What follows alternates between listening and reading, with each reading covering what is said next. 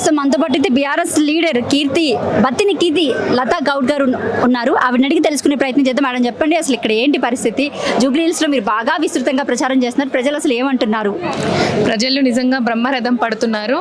ఎక్కడికి వెళ్ళినా, ఏ గడప దగ్గరికి వెళ్ళినా మీరు అసలు రావాల్సిన పనే లేదు, మీరు మమ్మల్ని ఓటు అడగాల్సిన పనే లేదు. మా గుండెల నిండా కేసీఆర్ గారు ఉన్నారు, మళ్ళీ కేసీఆర్ గారే రావాలి, మళ్ళీ బీఆర్ఎస్ ప్రభుత్వం రావాలని నిజంగా మన కేసీఆర్ గారికి బీఆర్ఎస్ ప్రభుత్వానికి బ్రహ్మరథం పడుతున్నారు. రైట్, అంటే మీరు బేసిక్గా ఇది వరకు సినిమాల్లో యాక్ట్ చేసినటువంటి వ్యక్తి, బాహుబలి సినిమాలో కానివ్వండి, ఇలా పెద్ద పెద్ద సినిమాల్లో యాక్ట్ చేశారు. ఒక సినిమా వ్యక్తురాలుగా, అంటే సినిమా ఓటర్గా, సినిమా కార్యకర్తలు అసలు ఇక్కడ ఏం చెప్తున్నారు? మీకే బాగా తెలుస్తుంది ఓటర్ నాడి.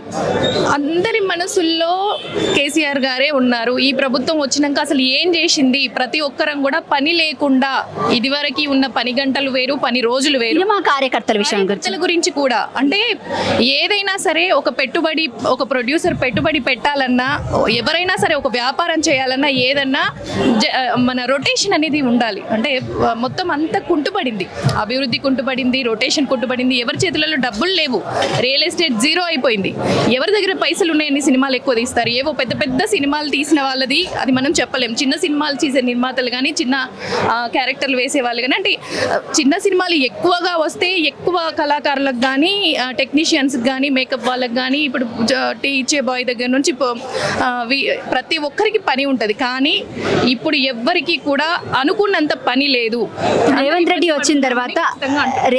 వచ్చిన తర్వాత అసలు సినిమా వాళ్ళ పరిస్థితి ఎలా ఉంది? సినిమా ఇండస్ట్రీ పరిస్థితి అసలు ఎలా ఉంది? సినిమా ఇండస్ట్రీ పరిస్థితి గందరగోళంగానే ఉందని చెప్పుకోవాలి. ఎందుకంటే చెప్తున్నాం కదా, సినిమాలు ఎక్కడొచ్చినాయండి? ఎన్ని రిలీజ్ అయినాయి? ఎక్కడొచ్చినాయి? అసలు సినిమాలు, చిన్న నిర్మాతలకు అసలు రూపమే లేదు, వాళ్ళకి అసలు లైఫే లేదు. నిర్మాతలు వస్తేనే వీళ్ళందరికీ ఫుడ్. ఏదో పెద్ద సినిమాలలో అందరికీ ఇన్ని వేల మందికి పని దొరకాలంటే దొరకదు. కాబట్టి ప్రతి ఒక్కరు ఇబ్బంది పడుతున్నారు. మళ్ళీ కేసీఆర్ గారే రావాలి. నేను ఇప్పుడు వస్తుంటే కూడా నాకు చాలా కాల్స్, లతమ్మ మేమున్నాం, మేము సపోర్ట్ చేస్తాం, మనమందరం కలిసి వర్క్ చేద్దామని నాకు చాలా మంది కాల్స్ చేస్తున్నారు. నిజంగా చాలా గర్వంగా ఉంది. ఒక సినీ ఫ్యామిలీకి సంబంధించిన ఒక వ్యక్తిగా నాకు ఇన్ని కాల్స్ వస్తుంటే నిజంగా ఎంత సంతోషంగా ఉందంటే, ఇంతమంది అంటే ఓటర్స్ అసలు అంటే ఏ పార్టీ గెలవాలనుకుంటున్నారు? బీఆర్ఎస్ ప్రభుత్వం ఖచ్చితంగా కేసీఆర్ గారే గెలవాలనుకుంటున్నారు, కేసీఆర్ గారే వస్తారని చెప్తున్నారు. ప్రస్తుతం మనతో పాటు వరంగల్ DCMS చైర్మన్ మహేందర్ రెడ్డి గారు ఉన్నారు. ఆయన అడిగి తెలుసుకునే ప్రయత్నం చేద్దాము. అసలు అంటే ప్రజలు ఏమంటున్నారు, దాదాపు ఎన్ని రోజుల నుంచి పనిచేస్తున్నారో తెలుసుకునే ప్రయత్నం చేద్దాం. సార్ చెప్పండి, అంటే ఎన్ని రోజుల నుంచి ఇక్కడ పనిచేస్తున్నారు మీరు? ఏమంటున్నారు ప్రజలు అసలు? నేను ఈ ప్రాంతంలో 10-12 రోజుల నుంచి తిరుగుతూ ఉన్నాను. ఏ గడపకు పోయినా, ఏ ఇంటికి పోయినా, ఎవరిని అడిగినా మాకు కేసీఆరే కావాలి, కేసీఆరే రావాలి అని ప్రతి ఒక్కరు కూడా, ప్రతి ఓటరు కోరుకోవడం జరుగుతుంది. ఈ కేసీఆర్ గారు ఉన్నప్పుడే ఈ తెలంగాణ రాష్ట్రం అభివృద్ధి చెందింది. మరి మేము గత ఎలక్షన్లో మన రేవంత్ రెడ్డి గారి మాటలు నమ్మి మేము ఓట్లు వేయడం జరిగింది.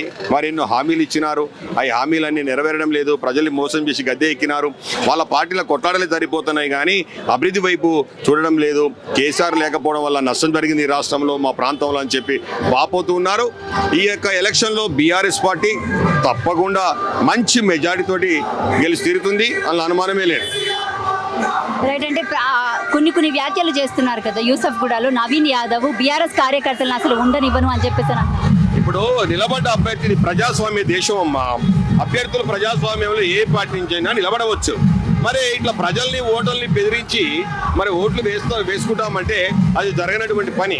మా నాయకుడు మాకు నేర్పినటువంటి విధానం ప్రజాస్వామ్య పద్ధతిలో ఓట్లు అడగాలి, ప్రజల దగ్గరికి పోవాలి, మనం చేసిన అభివృద్ధి చెప్పాలి, వారు చేసేటువంటి కాంగ్రెస్ పార్టీ చేసే కార్యక్రమాలు ఏందో వాళ్ళు చెప్పాలి తప్ప అలాంటి తప్పు ఈరోజు ప్రజలు ఎవరు కూడా భయపడే విధంగా లేదు.